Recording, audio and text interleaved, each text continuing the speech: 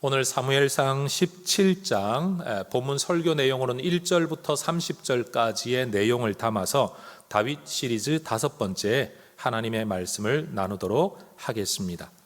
사무엘을 통해 왕으로 기름 부음을 받았던 사울, 그 사울 왕이 초창기 시절에는 그의 삶에 아주 분명하게 드러나는 두 가지 특징이 있었습니다. 첫 번째는 하나님의 기름 부음이 임하고 나서부터 사울에게 하나님의 영이 크게 임했다라는 겁니다. 사무엘상 10장 10절에 하나님의 영이 사울에게 크게 임하였다. 우리는 지금 다윗 이야기를 살펴보는 중인데, 여러분, 다윗도 하나님이 선택의 기름 부음을 사무엘을 통해 부었을 때 하나님의 영이 다윗에게 크게 임하였다라는 구절을 읽었습니다.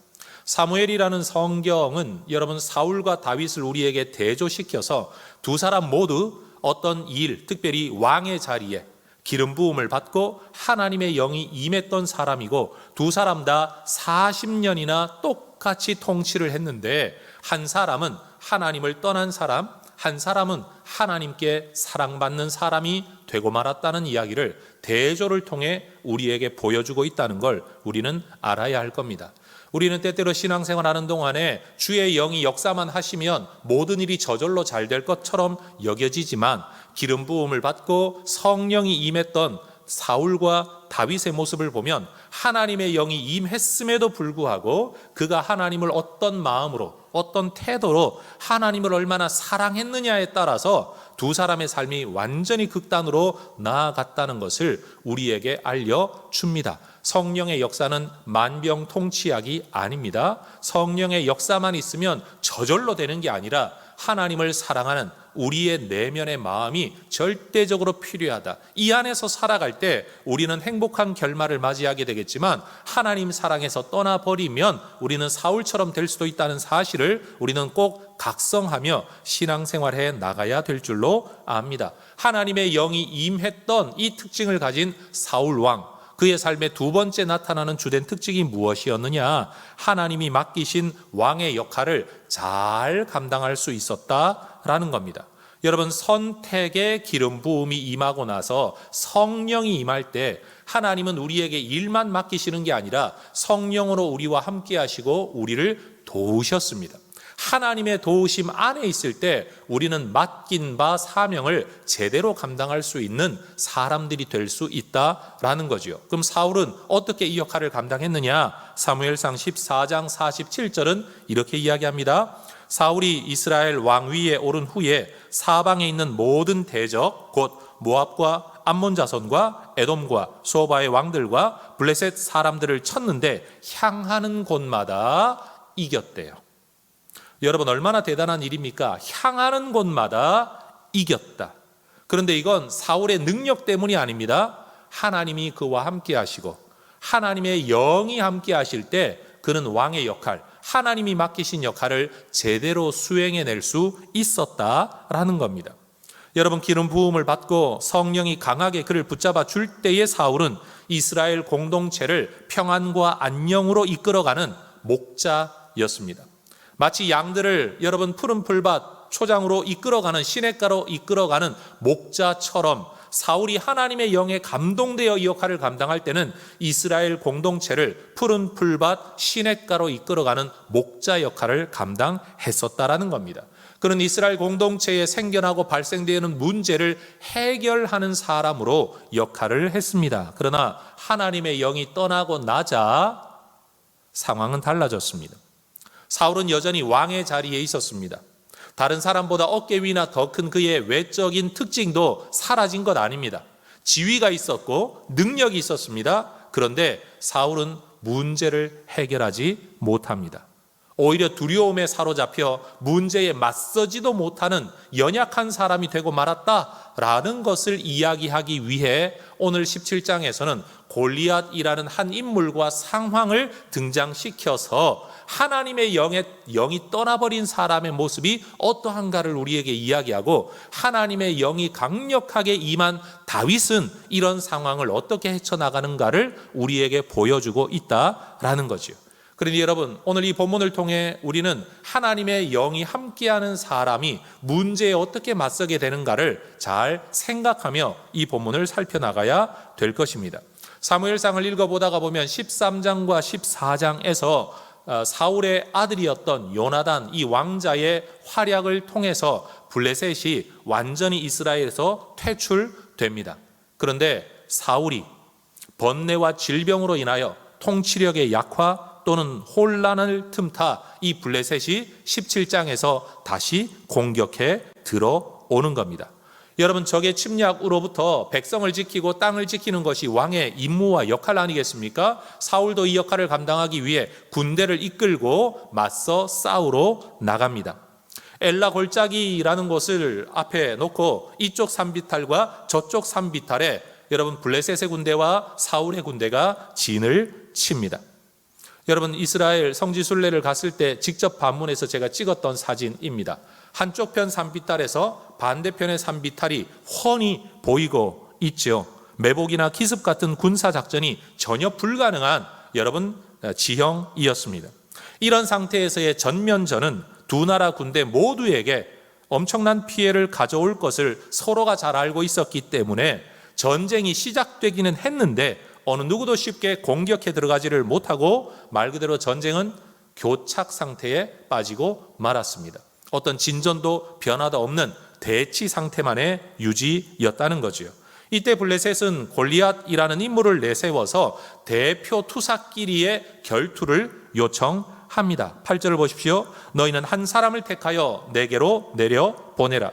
그가 나와 싸워서 나를 죽이면 우리가 너희의 종이 되겠고, 만일 내가 이겨 그를 죽이면 너희가 우리의 종이 되어 우리를 섬길 것이니라. 여러분, 한 조직을 대표한 대표 선수를 일컬어 우리는 챔피언이라는 영어 단어를 씁니다. 챔피언은 우승자라는 뜻이 아니고 대표 선수라는 뜻을 가지고 있는 거죠. 지금 블레셋은 골리앗을 대표 선수로 내세워 요구하고 있습니다. 너희도 대표 선수 하나 내려 보내라. 그런데 블레셋의 대표 투사로 나온 이 골리앗이라는 인물의 외모가 대단히 위압적입니다. 4절은 말하죠. 블레셋 사람의 진영에서 싸움을 도두는 자가 왔는데 그의 이름은 골리앗이요 가드 사람이라. 그의 키는 6규빗 한 뼘이다.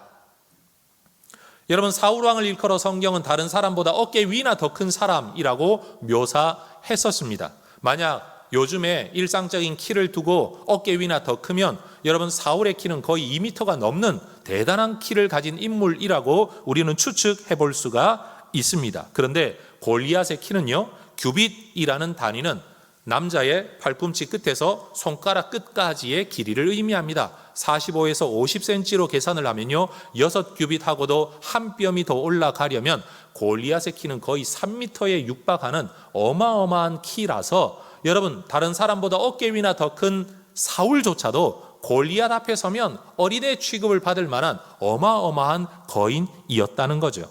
성경은 골리앗의 키만이 아니라 그의 무장에 대해서도 자세히 소개를 하고 있죠. 머리에는 놋투구를 쓰고 있고 몸통에는 약 55kg이 넘는 갑옷을 입고 있습니다. 여러분, 놋으로 만든 정강이 보호대를 차고 있습니다. 그런데 놋투구, 놋갑옷, 놋보호대를 차고 있는데 그의 무기는 철로 만든 창인데 날의 무게만 7kg가 넘습니다.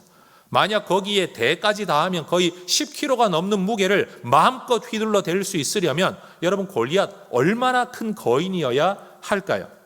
우리는 이런 성경의 기록을 통해서 놋, 다시 말해 청동 갑옷과 철 무기가 공존하고 있는 이 사울과 다윗 골리앗 시대는 바로 청동기 후기와 전철기 시대를 여러분 아우르는 그 시대 배경의 역사 기록이라는 것을 우리는 또한 추측해 볼 수가 있는 거죠. 골리앗의 키와 보호 장구에 대한 이러한 세밀한 표현은 웬만해서는 골리앗을 이길 수 없다라는 것을 읽는 사람들, 이 글을 읽고 있는 사람들에게 알려주기 위한 의도였겠지요. 사울이 이 도전을 받아들이지 않는다고 해서 당장 전쟁에서 지는 것은 아닙니다.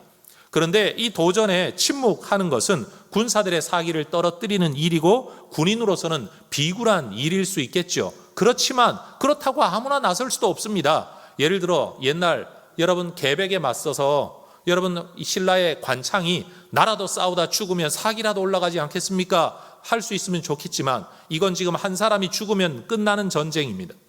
대표 선수끼리 싸움이니까 여러분, 내가 지는 건 곧 나라가 지는 것이 되고 마는 거예요. 누군가가 나가고 싶어도 내가 지는 게 나라가 지는 것이 되니 쉽사리 나갈 수가 없는 겁니다. 싸워서 죽는 것으로 용맹성을 떨친다면, 사기를 높일 수만 있다면 할 수 있지만 지금 적이 제안하고 있는 건 1대1의 결투, 반드시 이겨야만 된다라는 이 절박한 상황이기 때문에 사울도 아무나 내보낼 수 없고 장수들도 내가 나가겠습니다 라고 함부로 말을 할 수가 없는 거죠. 골리앗은 나는 장수이지만, 8절은 그렇게 말해요. 나는 장수이지만 너희는 기껏해야 사울의 종 아니냐. 장수와 종이라는 단어를 써가며 이스라엘 사람들을 도발합니다. 사울에게는 야, 이런 소리를 듣고도 너는 가만히 있냐? 사람 빨리 하나 내려보내 라고 말하면서 사울을 모욕합니다. 일종의 심리전을 펼치고 있는 거죠. 그런데 이런 모욕과 도발에도 불구하고 이스라엘 중 어느 누구도 골리앗과 맞설 엄두를 못 내고 있습니다. 11절은 같이 한번 읽어보겠습니다. 시작. 사울과 온 이스라엘이 블레셋 사람의 이 말을 듣고 놀라 크게 두려워하니라. 두려워하는 게 아니라 크게 두려워했고, 크게 두려워하는 게 전부가 아니라 놀랄 만큼 크게 두려워하였다. 여러분, 지금 사울과 이스라엘 백성들이 보여주고 있는 반응입니다. 어디에서? 골리앗이라는 인물 앞에서 말이에요. 지금 이 순간 사울과 이스라엘 백성들과 군사들의 눈에는 하나님이 보이지 않습니다. 골리앗만 보이고 있습니다. 하나님의 백성이라는 믿음, 하나님의 도우심에 대한 믿음, 기대, 소망, 이런 것들은 어디로 갔는지 다 사라져 버리고 내가 감당할 수 없는 골리앗이라는 문제만 그들의 눈에 크게 보여지고 있는 거죠. 골리앗이 실제였습니다. 하나님은 실제가 아니었습니다. 골리앗은 현실이었습니다. 그런데 하나님은 그들에게 현실이 아니었습니다. 그런데 여러분, 이전에, 이 사건 이전에 사울이 하나님의 영으로 충만했을 때에는 사울은요, 문제가 발생되면 하나님에 대한 확신을 가지고 의분을 일으키며 문제에 맞설 용기와 용맹함을 가졌던 인물입니다. 사무엘상 11장 6절에 보면 적들이 쳐들어왔다는 말을 들었을 때 하나님의 영에 감동되자 사울에게 일어난 반응이 뭐냐? 분노였어요. 의분이었어요. 여러분, 성령의 역사가 임하면요, 지성에만 역사하는 게 아니라 감정에도 역사하는 줄로 믿습니다. 하나님은 우리를 그렇게 움직이세요. 여러분, 사울 안에 있었던 하나님의 영이 함께하는 증거는 뭐냐? 이스라엘 백성들이 곤경에 빠지는 상황 앞에서 내가 뭐라도 해야 되겠다라는 의분이 일어나는 것이 사울의 반응이었다는 거죠. 그런데 지금 골리앗이 하나님의 이름을 모욕하고 있는데도 불구하고 여러분, 그는 아무런 반응을 보이고 있지를 않습니다. 의분이 일어나는 게 아니라 오히려 두려움 속에 여러분 꼬리를 내리고 숨어 있다는 사실입니다. 그뿐만이 아닙니다. 사울은 왕으로 즉위한 이후에 계속되는 전투에 대비해서 남다른 용맹함을 가진 군인들을 많이 모집해 두었습니다. 내적으로 용맹함을 가진 사람, 외적으로 기술을 가진 사람들이 있으면 사무엘상 14장 52절에 말하는 것처럼 그들을 불러 모았습니다. 사람을 찾아보고 알아보고 선택하여 불러 여러분 장수로 세웠다, 위임했다, 기름 부었다라는 뜻입니다. 그런데 하나님의 영이 떠나고 나자 다른 사람보다 어깨 위나 더했던 그 사울, 그의 외적인 체격 조건, 왕의 지위, 여러분 무용지물이었습니다. 남보다 더 용맹한 내적 힘, 그리고 싸움의 기술이 있는 외적 힘을 가지고 왕에 의하여 세움받은 장수들조차도 여러분 지금 골리앗 앞에서는 아무런 일도 못하고 있는 겁니다. 여러분, 이 땅을 살아가면서 우리는 대부분 남보다 나은 비교 우위의 능력을 가지려고 늘 꿈을 꿉니다. 그런데 여러분, 남보다 나은 비교 우위의 능력이라는 것은요, 나보다 나은 비교 우위를 가진 인물을 만날 때는 아무것도 아닌 것이 되고 맙니다. 내가 똑똑하다라고 생각했는데, 그래서 너희들보다 낫다라고 생각했던 사람이 나보다 더 똑똑한 사람을 만나면 세상 말로 꼬리를 내려야 됩니다. 이게 세상의 한계, 인간 능력의 한계입니다. 그런데 하나님께서는요, 비교 우위의 능력으로 일하시는 게 아니라 하나님의 영이 함께 하심으로 일하십니다. 예를 들어 바울은 그의 지식과 경험을 가지고 성경을 썼지만, 여러분 베드로는 어부였음에도 불구하고 하나님의 영의 감동으로 성경을 기록했습니다. 세상은 남보다 더 나은 것이 있어야 된다라고 끊임없이 꿈을 꿀 때 하나님은 남보다 나으면 나은 대로, 못하면 못한 대로 하나님의 영으로 그를 통해 일하시는 분임을 믿습니다. 우리가 자녀들에게 이런 말을 잘하죠. 야, 너 이런 시대를 살아가려면 이런 대학은 가야 너 살아갈 수 있다. 이런 직장은 가야 살아갈 수가 있다. 남보다 나아야 되지 않겠냐? 뒤처지면 안 된다. 이런 말을 잘해요. 그런데 여러분, 성경은 그렇게 말하지 않습니다. 하나님은 우리에게 은사와 재능도 주시는 분이지만 은사가 있는 사람은 있는 대로, 없으면 없는 대로 우리를 사용하시는 분이신 줄로 믿습니다. 우리 자녀들에게 이런 말을 해야 되는 거죠. 너 공부 못하면 어떻게 살 거냐가 아니라 너 공부 열심히 해라. 그런데 할 만큼 하고도 안 되는 거 하나님이 다 책임지실 거다. 너 남보다 똑똑하지 못해도 하나님이 네 인생 책임지실 거다. 이 말을 우리가 자녀들에게 해줄 수 있어야 된다라는 겁니다. 예수 믿고, 여러분 하나님 믿고 사는 우리 그리스도인들의 삶 속에서도 결국 하나님을 통해 뭘 얻으려고 하는가 하면 남보다 더 큰 키, 남보다 더 나은 능력을 얻으려고, 하나님의 도움을 받아 내 능력을 가지려고 꿈꾸고 있는데 성경은 그렇게 말하지 않는다는 거예요. 남보다 나은 것이 문제가 아니라 하나님의 영이 함께하는 사람이 되느냐, 그렇지 못하냐, 이것이 진짜 우리 인생의 핵심적인 문제라는 사실입니다. 전 우리 혜성교회가 하나님의 영이 함께하는 교회가 되기를 주의 이름으로 축원합니다. 다른 교회보다 큰 교회, 다른 교회보다 나은 교회, 아니요, 이건 우리의 기도 제목이 될 수가 없는 거예요. 하나님에게는 모두가 하나님의 교회 아니겠습니까? 우리끼리 비교하는 게 하나님 앞에 무슨 기쁨이 되겠습니까? 하나님, 우리 교회가 하나님의 영이 크게 임하여 하나님의 성령이 함께 하시는 교회가 되기를 원합니다. 하나님, 우리 아이가 남보다 잘 되기를 원합니다가 아니라 하나님, 우리 아이의 삶에 하나님의 영이 늘 함께 하시는 믿음의 자녀가 되게 해 주옵소서. 그가 똑똑하면 똑똑한 대로, 모자라면 모자란 대로 하나님 이 아이의 삶을 책임져 주십시오. 사실 우리의 기도가 그것이어야 하고 우리의 신앙교육의 핵심이 바로 여기에 있어야 될 줄로 믿습니다. 남보다 나았던 사울, 더 많은 군인들을 끌어모았던 수고, 골리앗이라는 상황을 만났을 때는 아무것도 아닌 무용지물이 되고 말았다는 겁니다. 이유가 뭡니까? 하나님의 영이 그를 떠나고 말았을 때예요. 바로 이런 상황에서 형들의 안부를 알아보기 위해 아버지의 보냄을 받아 다윗이 전장에 등장합니다. 다윗이 사무엘에게 기름 부음을 받은 이후로 얼마의 시간이 흘렀는지는 우리는 알 수 없습니다. 그러나 그는 여전히 군인으로 차출되기에는 어린 나이였던 것 같습니다.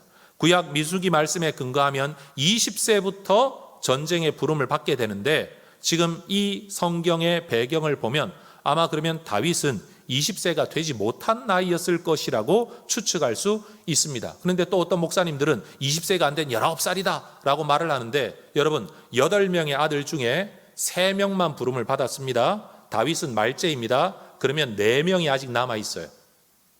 이 4명의 형들의 나이는 그럼 몇 살일까요? 최소한 우리는 이런 추측을 통해서라도 다윗이 10대 후반이 아니라 10대 중반이었을 것이라는 것을 추측을 해볼 수가 있는 거죠. 그는 사울의 부름을 받을 때는 사울에게로 왕래하며 수금을 연주하다가 평상시에는 베들레헴 집에서 여전히 양을 돌보는 일을 하고 있었다고 15절은 우리에게 이야기하고 있습니다. 그 옛날 요셉은 아버지에 의해 형들의 안부를 묻기 위해 도단 들판으로 보냄을 받았죠. 그런데 그곳에서 형들의 시기와 질투에 의하여 구덩이에 던져지죠. 그렇게 구덩이로 내려갔던 요셉은 형들에게 팔려 이집트로 내려가게 됩니다. 그러나 우리는 잘 알고 있습니다. 그렇게 던져지고 팔려 내려가는 이 모든 과정이 세상적으로 볼 때는 내려가는 길이었지만 하나님의 섭리 가운데는 올라가는 길이라는 것을 우리는 잘 알고 있습니다. 여러분, 지금 다윗도 아버지에 의해 형들의 안부를 묻기 위해 여러분 소고와 아세가 사이의 들판으로 보냄을 받았습니다. 이 들판에서 다윗도 구덩이에 던져지게 됩니다. 남에 의해서가 아니라 스스로에 의해서. 어떤 구덩이죠? 골리앗과 맞서 싸워야 할, 죽느냐 사느냐의 인생의 엄청난 구덩이에 그도 던져지게 됩니다. 그러나 우리는 이 이야기의 결말을 알고 있죠.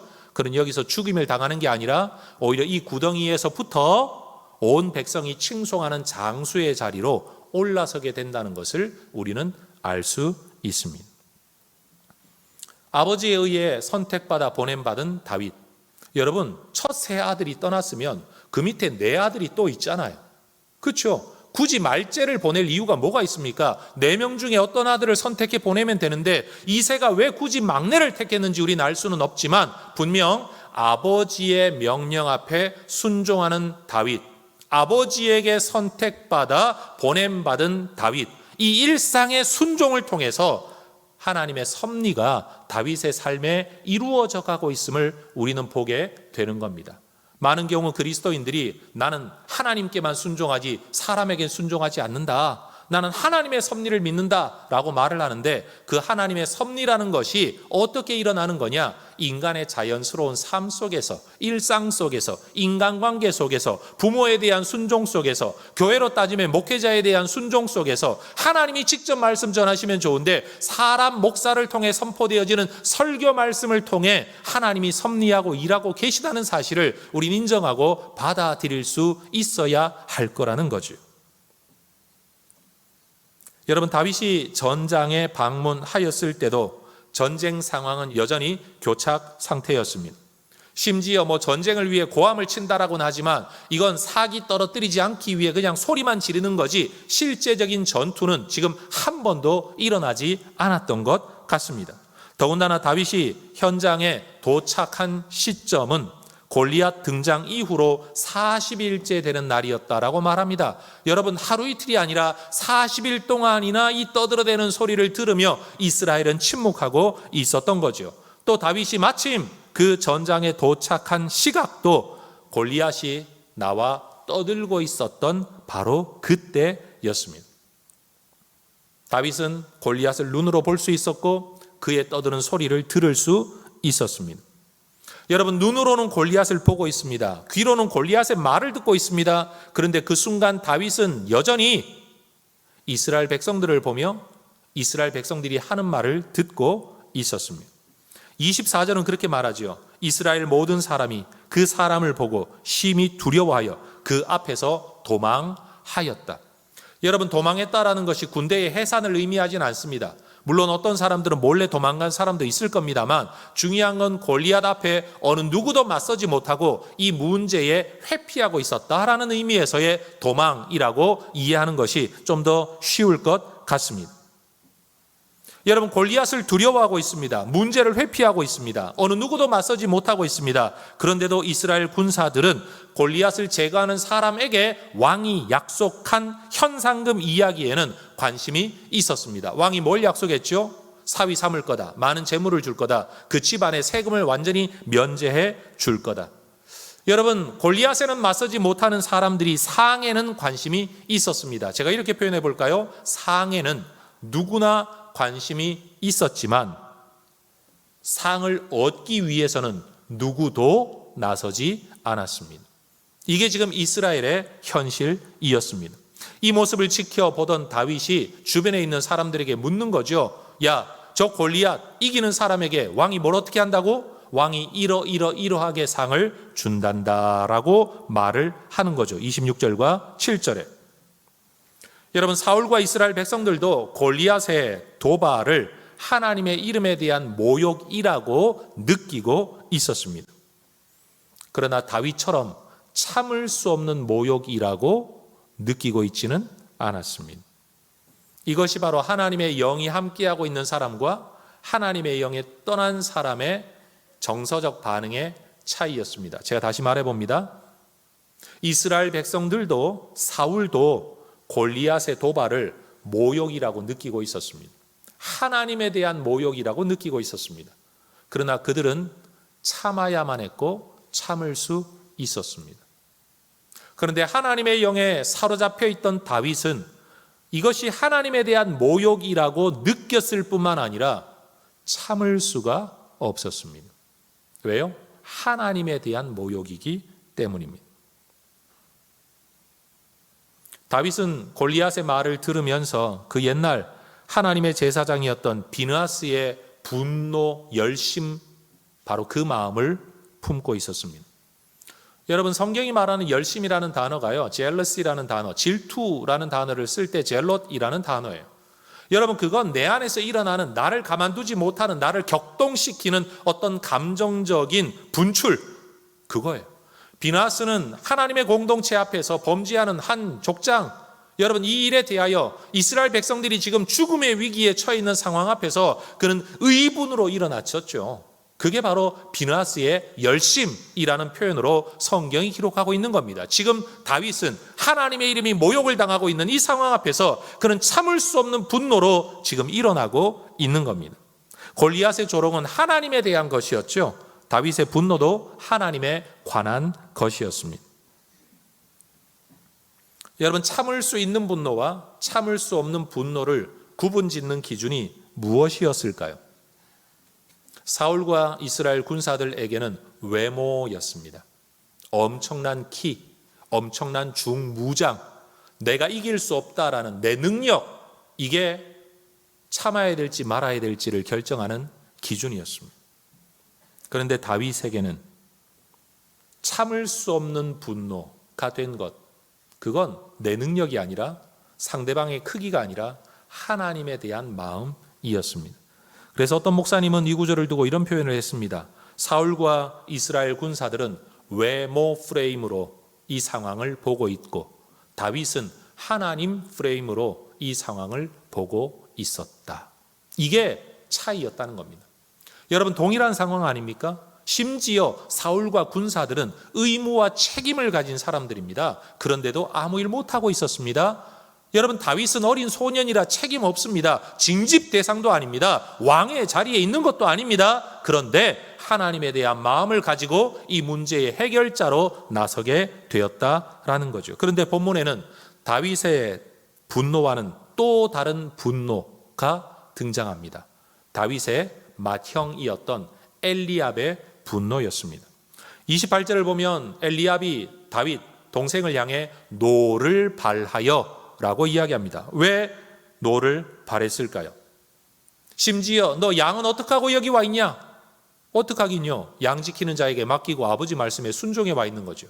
너 전쟁 구경하러 왔냐? 구경하러 오지 않았습니다. 전쟁에 참여하고 있는 형, 자기들의 양식을 가지고 온 겁니다.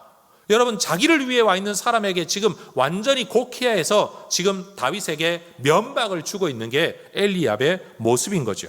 다윗은 하나님의 이름이 모욕당하는 것 때문에 분노하였는데 엘리압은 자신의 체면 때문에 다윗에게 분노합니다.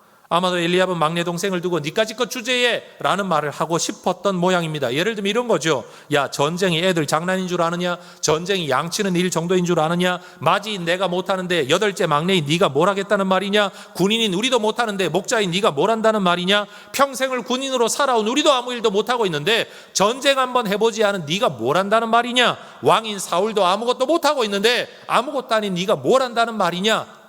한마디로 니까짓 것 주제에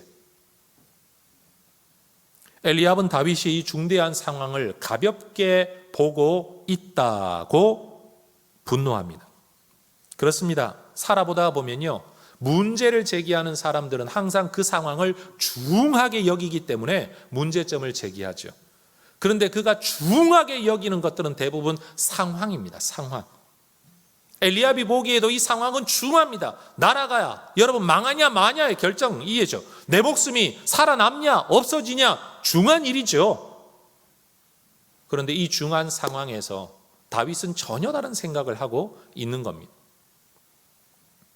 하루 이틀도 아니고 40일 동안이나 골리앗의 외침을 들었지만 아무것도 할 수 없는 이스라엘 군인으로서의 자괴감 때문에 어쩌면 엘리압이 지금 동생에게 분내고 있는 게 어쩌면 좋게 해석하면 동생에게 분을 내는 게 아니라 이 상황에서 아무것도 못하는 내 자신에 대한 분노일지도 모릅니다. 좋게 해석한 일이에요.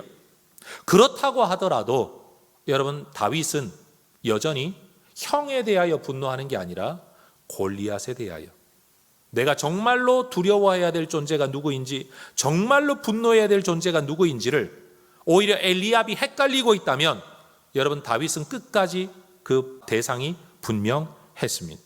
다윗은 형과 맞서지를 않죠. 29절 보면 말합니다. 내가 무엇을 하였나이까? 어찌 이유가 없으리이까? 우리나라 말로 하면 이런 겁니다. 뭐 물어보지도 못합니까? 내가 이유 없이 여기 왔겠습니까? 골리앗에 대한 분노, 이거 나만 느끼는 겁니까? 라는 말을 하고 있는 거죠. 골리앗에 맞서지 못하는 자괴감 때문에 공연한 울분을 다윗에게 엘리압이 쏟아내고 있다면, 다윗의 분노는요, 나를 무시하고 있는 형에 대한 게 아니었어요. 사실 인간적으로 보면 여러분, 다윗이 억울하다고 말할 수 있잖아요. 아니, 아버지가 보내서 왔지, 내가 구경하러 왔습니까? 약물이 어떻겠냐고요? 아버지가 보냈으니까 맡기고 왔죠 라고 형과 맞설 수 있습니다. 그런데 다윗은 형과 맞서지 않습니다. 누가 뭐라고 하든 다윗은 지금 골리앗을 바라보고 있고 하나님을 모욕하고 있다는 이 사실에 집중하고 있습니다. 그래서 30절을 그는 또 백성들에게, 야, 이 일 다시 한번 확인하자. 이 일을 맞서 처치하면 어떻게 된다고? 그러자 백성들이 왕이 이러하게 했어, 말했어, 약속했어, 이룰 거야 라고 다시 한번 30절은 반복하고 있습니다. 여러분, 우리는 문제에 맞설 힘이나 용기가 없을 때 우리끼리 서로 탓하며 해결책을 내놓으라고 싸우는 경우가 많죠. 공연히, 그렇죠? 가정에서도 무슨 문제가 생기면 애꿎은 남편, 애꿎은 아내에게 화풀이하는 그런 부부관계 있을 수가 있죠. 애들이 여러분 어떤 문제를 당해서 집안에 들어왔으면 우리가 그 아이를 위로해야 되는데 내가 뭔가를 해줄 수 있는 게 없고 풀어나갈 뭐가 없으면 애꿎은 애들에게 막 화풀이를 하는 경우도 종종 있습니다. 돈 낼 사람만 있으면 끝낼 일을 돈 낼 사람이 없을 때는 여러분 모두가 다 서로 간에 싸우죠. 누군가가 나서서 내가 책임지겠다라고 말을 하면 다 해결될 일인데 책임질 사람이 없어서 왜 이런 상황이 생겼냐, 왜 굳이 이렇게 되었냐, 왜 이런 상황을 만들었냐, 우리끼리 싸우는 경우가 많습니다. 그런데 여러분, 우리는 이때 질문해야 됩니다. 이 분노는 누구를 향한 것인가? 이 원망은 과연 누구를 향한 것인가? 이 문제의 본질은 과연 무엇인가? 라는 거죠. 성도 여러분, 혹시 지금 이 예배를 드리는 여러분들 상황 속에서도 여러분 마음속에 어떤 두려움, 또 반대편에 어떤 분노가 있다면 이 두려움은 무엇 때문이며 이 분노는 누구를 향한 것인가?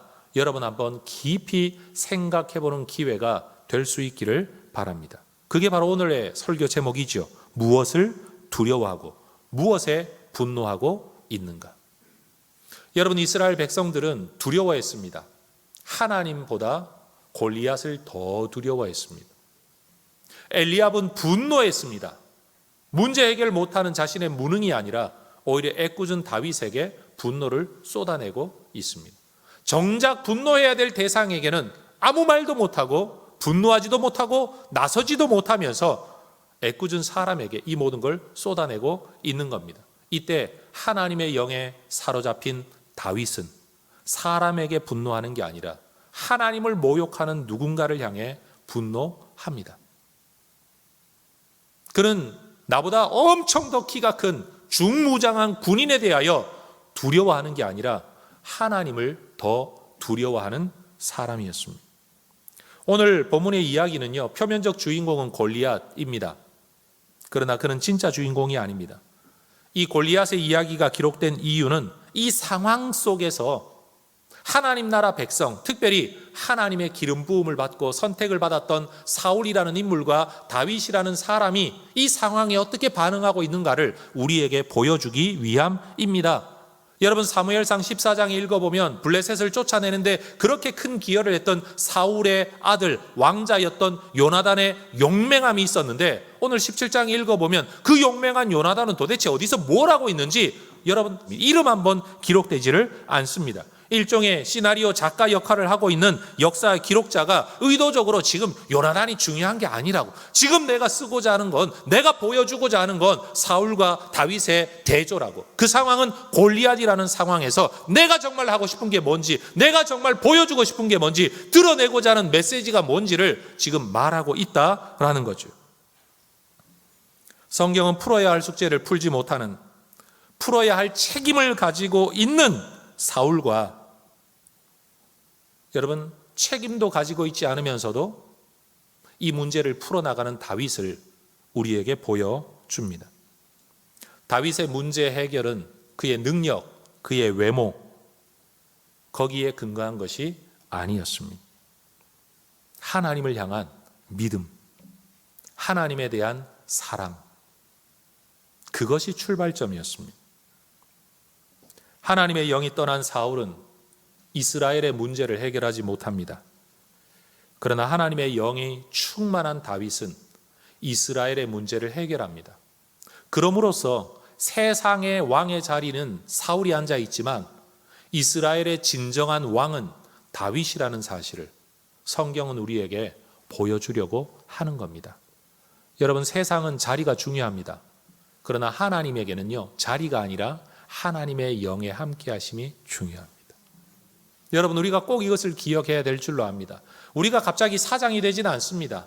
그러나 하나님의 영이 나와 함께 하시면, 마치 요셉 때문에 여러분 보디발의 집안이 복을 받았던 것처럼, 이집트가 복을 받았던 것처럼 하나님의 영이 함께하면 여러분 우리를 통해 우리의 공동체가, 내가 책임진 것도 아니고 지위가 있는 것도 아닌데 내가 속해 있는 그곳이 복 받을 줄 믿습니다. 하나님의 복을 받아 세상의 복이 되어야 된다라는 거, 그거 하나님의 영이 함께 하심으로 세상을 복되게 하는 하나님의 사람이 되어야 된다는 걸 오늘 성경은 우리에게 가르치고 있는 겁니다. 왕의 지위가 아니라, 책임감이 아니라 하나님의 영, 성령이라는 마음의 감동이 여러분 문제에 맞서는 힘을 다윗에게 공급해 준 겁니다. 사울이나 이스라엘 군대 또는 그 언어적 대표로 나타나는 엘리압이 골리앗과 형편없이 작은 다윗을 대조하여 보고 있을 때 다윗은요, 이스라엘이나 나와 골리앗을 대조하는 게 아니라 골리앗과 하나님을 대조해서 지금 바라보고 있는 겁니다. 얼마나 큰 차이입니까? 관점의 차이입니다. 생각의 차이입니다. 이게 바로 인생의 차이예요. 이게 왜 이렇게 나타납니까? 하나님의 영이 크게 감동된 사람들과 그렇지 않은 사람들의 차이라는 겁니다. 죄송한 이야기지만 교회 생활을 하면서도 신앙생활을 하면서도 우리는 이것을 보게 됩니다. 정말 하나님을 크게 보고 하나님에 대한 소망과 기대를 가진 사람들과 세상 문제를, 이게 현실입니다, 이게 실제입니다, 이게 사실 아닙니까? 라고 이것을 더 크게 보는 사람들 사이에는 항상 갈등이 있을 수밖에 없는 겁니다. 여러분, 교회에서 왜 다툼이 일어나는지 아십니까? 결국 관점이 다르기 때문에 다툼이 일어나게 되는 겁니다. 부부 사이에도 왜 같이 예수를 믿는데 다툼이 일어납니까? 관점이 다르기 때문에 다툼이 일어나게 되는 겁니다. 그러니 여러분, 우리 모두가 여러분 하향 평준화되어진 사울의 관점, 엘리압의 관점을 가진 삶이 아니라 다윗의 관점을 함께 가진 부부, 다윗의 관점을 함께 가진 교회 지도자들, 다윗의 관점을 함께 가진 성도들이 된다면 여러분, 우리는 하나님 나라에서 형통한 주의 백성들이 될 수 있을 줄로 믿습니다. 골리앗 분명히 큽니다. 현실입니다. 실제입니다. 감당할 능력 없습니다. 그러나 하나님이 우리와 함께 하신다는 건 더 분명한 실제인 줄로 믿습니다. 오늘 본문 설교를 준비하면서 끊임없이 본문을 반복해서 읽다가 보니까 갑자기 이전에 보이지 않던 어떤 표현이 제 눈에 들어왔습니다. 한번 따라해 볼까요? 전과 같은 말. 오늘 본문에는 4번이나 이 표현이 등장해요. 오늘 본문에 등장하는 사람들은요, 시작할 때부터 했던 말을 끝날 때까지 계속 반복합니다. 성경이 이것을 두고 전과 같은 말이라고 하죠. 골리앗은 여러분 하나님 모욕하는 말을 시작할 때부터 끝날 때까지 전과 같은 말을 합니다. 이스라엘 군사들은요, 골리앗 죽이는 자에게 보상이 약속되어진 그 왕의 약속과 보상에 대해서만 전과 같은 말을 반복할 뿐입니다. 싸우려는 말이 아니라, 어떻게 문제에 맞서보려는 말이 아니라 상 자체에만 말을 반복합니다. 그런데 다윗은요, 내가 이것을 싸울 테니 이 일에 대하여 뭘 왕이 약속했냐? 싸우겠다는 데 대한 말을 반복합니다. 다시 한번 따라 하십시다. 전과 같은 말. 여러분, 우리는 살아가는 중에 주로 어떤 말을 반복할까요? 사람 참 변하지 않는다 라고 우리가 말하는 이유가 뭘까요? 한 사람이 가지고 있는 관점과 태도가 거의 변하지 않기 때문입니다. 상황은 달라지지만 관점이 바뀌지 않으니까요, 늘 하던 말을 하는 겁니다. 돈 이야기하는 사람은 반복해서 돈만 이야기하고, 체면 이야기하는 사람은 반복해서 체면 이야기만 하고요, 자기 이익 따지는 사람은 반복해서 네가 나한테 뭘 줄 건데, 내가 무슨 도움이 되는데 라는 말만 끊임없이 일생 동안 전과 같은 말을 반복하며 우리는 살아갑니다. 이스라엘 군사들, 대가는 치르려고 하지 않으면서도 상에만 관심을 두고 있는 말. 우리 기독교 진영 안에서 이야기하자면 이런 거죠. 헌신과 수고는 하지 않으면서도 복만 받으려고 하는 말. 딱 그 말이죠. 심지어 하나님 나라 백성에서 하나님 나라 일을 한다고는 하지만, 그 편에 서서 일하고는 있지만, 실질적으로 엘리압이 칼 한 번 휘두르지도 않은 전투인데도 대단한 일을 하고 있는 것처럼 다윗에게, 믿음의 이야기를 하고 있는 다윗에게 면박하고 구박하고 무시하는 말을 했던 것처럼, 하나님 나라의 어떤 포지션을 맡아서 대단한 일을 하고 있는 것처럼 생각은 하고 있고, 스트레스를 받고는 있지만, 짐을 지고는 있지만, 실질적으로는 아무 일도 못하면서 오히려 믿음의 말을 하는 사람들을 면박하는, 여러분, 우리가 그런 삶을 살아갈 수 있다는 사실이에요. 여러분, 우리 삶에서 우리는 때때로 골리앗 같은 문제를 만납니다. 목회자도 만납니다. 여러분, 우리의 능력으로 해결할 수 없고, 지금 우리의 현실적인 재정 능력으로, 현실적인 성도의 구성 능력으로는 해결할 수 없는 문제들을 만날 때가 있다라는 거죠. 지금 전 세계 인류가 코로나라는 상황 앞에서 사실은 골리앗 앞에 서 있는 것 아니겠습니까? 빨리 끝나면 좋겠다, 이기면 좋겠다, 누구나 꿈을 꾸지요. 여러분, 언제나 끝날까 라고 말은 하고 있지만, 어느 누구도 이 말에 대하여 여러분 정답을 제시하지를 못합니다. 이게 바로 코로나 상황이죠. 골리앗 상황인 겁니다. 이때 여러분, 우리는 우리의 능력을 가지고 문제 앞에 서서, 내가 해결할 수 없는 상황 앞에서 돈이 없어 못하고, 사람 없어 못하고, 상황이 여의치 않아 못한다 라고 말을 하면서 문제 앞에서 여러분 40일을 그냥 보내고 있는, 하나님을 향한 의분을 불러일으켜 하나님의 영에 함께 하심으로 내가 나서면 결판 날 수 있는데, 나서지 못해서 두려워서 주저앉아 있는 문제는 없을까요? 그리고 해결하지도 못하는 문제, 해결할 수 없다고 여기는 문제, 그 두려움 앞에서 그 두려움을 숨기고자 혹여라도 누구에게 여러분 쓸데없는 분노를 표현하고 있지는 않습니까? 여러분, 우리는 무엇을 두려워하며 무엇에 분노하고 살아가고 있습니까? 그 두려움과 그 분노가 내가 어떤 사람인가를 보여주고 있고, 내 믿음이 어떤 상태에 있는가를 보여주고 있는 증거입니다. 여러분, 우리의 눈이, 우리의 관점이 하나님을 더 현실로 보고, 실제로 보고, 크게 보고, 두려워하는 그런 다윗 같은 눈을 가질 수 있게 되기를 주의 이름으로 축원합니다. 세상의 물질보다도 상보다도 하나님의 이름에 대한 관심이 더 크면 얼마나 좋을까요? 이스라엘 백성들은 주어질 상만 생각하고 있지, 하나님의 이름이 모욕받는 것에 대해서는 아무 생각이 없었어요. 이게 이스라엘의 현실이었다라는 거죠.